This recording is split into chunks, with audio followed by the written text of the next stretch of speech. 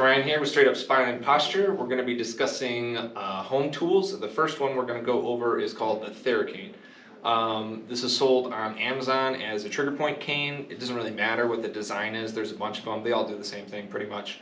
I like this particular design. We sell this for about 20 bucks in the office.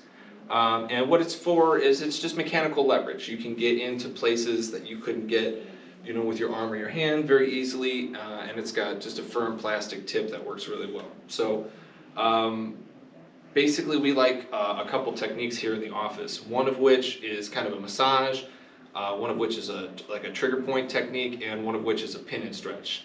So we'll start with basically how to do a trigger point release. It's very easy. You're going to hold the bottom end of one stick, of the stick with one hand, and then the other hand goes on this grip here. And we just place it, for example, if we're doing the trapezius or the kind of the upper shoulder area, we can just put it on there, move around until we find a spot, and then firmly pull it onto that point and hold it for about 30 seconds to 2 minutes, and it'll just unravel. So it's very simple. The other one that we use is just a basic massage stroke.